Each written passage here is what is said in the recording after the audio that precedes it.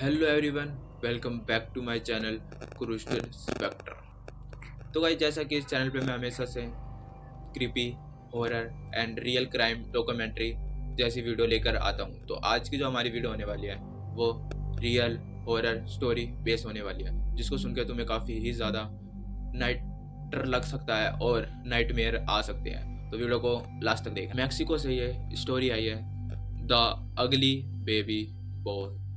तो इसमें कुछ ऐसा हुआ था कि लेडी थी जिसके नया नया एक बच्चा होने वाला था। ना, तो वो बीमार रहती थी बहुत ज़्यादा।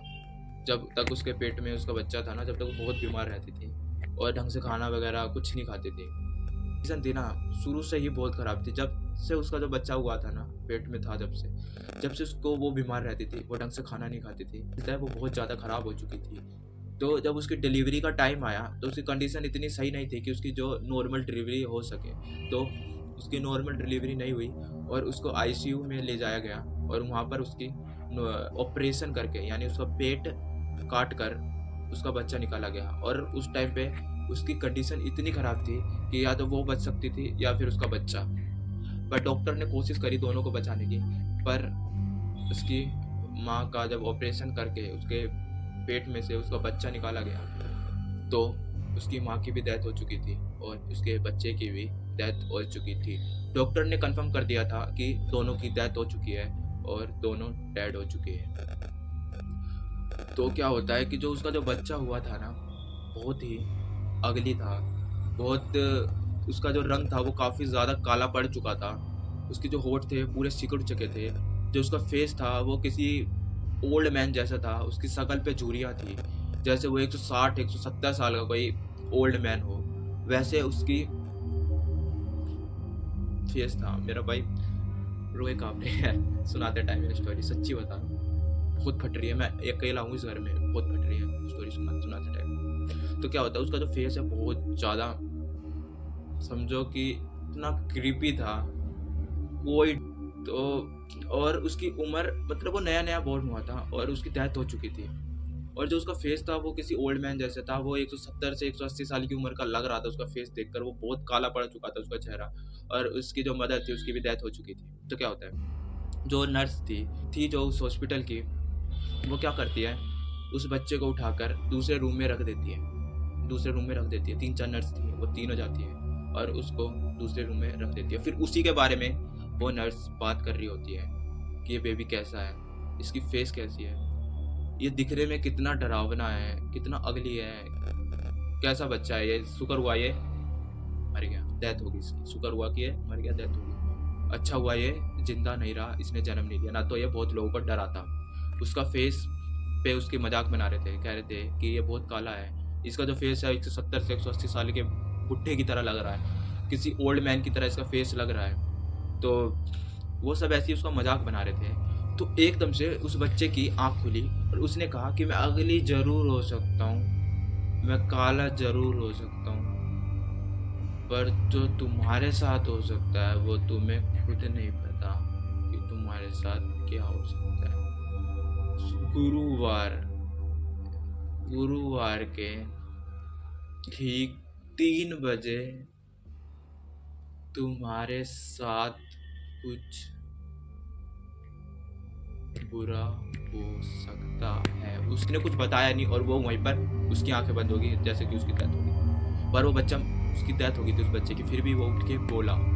कैसे बोला वो पता नहीं। तो क्या हुआ कि जो बच्चा था ना, उसने बोला तो उन तीनों नर्स की पूरी तरीके से फट चुकी थी। तो वो तीनों नर्स वहां से निकलकर बाहर की तरफ भागी और भागने के बाद उनकी जो हालत थी वो काफ़ी ज़्यादा ख़राब हो चुकी थी, क्योंकि उन्होंने देख लिया था कि एक बच्चा उठ के उनके बारे में क्या क्या बोल रहा है, यहाँ तक की थी। तो वो बच्चा जब बोला तो तीनों नर्स बाहर की तरफ भागी कमरे की, और उन्होंने जाके डॉक्टर पहले तो वो कैसे बावली हो चुकी थी, मतलब पागल हो चुकी थी। शुरू में तो कुछ बोल नहीं रही थी, हाँफ रही थी। और फिर डॉक्टरों ने उनको शांत कराया और शांत कराने के बाद जब वो थोड़ी सी सही हुई, पानी वानी पिया उन्होंने, और फिर उन्होंने बताया कि वो बच्चा ऐसे ऐसे बोल रहा था, ऐसी बात कर रहा था। तो वहाँ के जो डॉक्टर थे उन्होंने यह मानने से इनकार कर दिया कि ऐसा भी हो सकता है, जो हर बार होता है।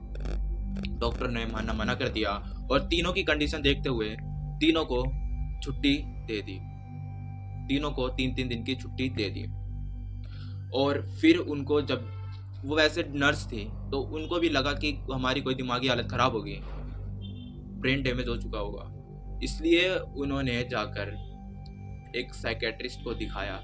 और साइकेट्रिस्ट ने कहा कि तुम्हारी दिमागी हालत सही नहीं है, तुमको कोई डिसऑर्डर हो चुका है तुम्हारी ब्रेन में, जो तुम्हें सही और गलत का अंदाजा नहीं होने दे रहा है। तुम्हें पता नहीं चल रहा तुम क्या कर रहे हो, तुम क्या नहीं, तुम क्या देख रहे हो, क्या नहीं। यह सुनने के बाद वो नर्स बेफिक्र हो चुके थे, पर उन नर्स के दिमाग में अभी भी उस बच्चे की बात चल रही थी कि उस बच्चे ने क्या कहा। और गुरुवार को अभी भी 2 दिन थे। वो 2 दिन उन नर्स ने अपनी खूब पार्टी वार्टी करके, छुट्टी थी, खूब घूमा उन्होंने, खूब ऐश करी, खूब मौज करा। 2 दिन तो बच रहे थे, उनको 3 दिन की छुट्टी मिली थी। 3 दिन में से 2 दिन उन्होंने खूब मस्ती करी और उनके दिमाग में फिर भी वो चीज़ घूम रही थी कि क्या हुआ उनके साथ, उस बच्चे ने क्या कहा, वो हमारे साथ सच में हो सकता है या नहीं। तो 2 दिन बीतने के बाद तीसरे दिन गुरुवार के ठीक 3 बजे वो तीनों अपनी गाड़ी ले 3 बजे से 2 घंटे पहले वो अपनी गाड़ी लेके निकलते हैं कहीं पर जाने के लिए। और जाने के लिए जब निकलते हैं वो, तो रास्ते में एक गैस टैंक की गाड़ी उनको ठोक देती है। जब भी वो बच जाते हैं, पर गैस टैंक के फटने के बाद तीनों की ऑन द स्पॉट डेथ हो जाती है। That was creepy. That was creepy, guys. फटी ना सुन के, मुझे सुनाने में इतनी फटी, तुम्हारे सुनने में कितनी फटी होगी। That's it, bro. That's fucking creepy story. That's child. कि वो मरा हुआ बच्चा कौन था, क्या था,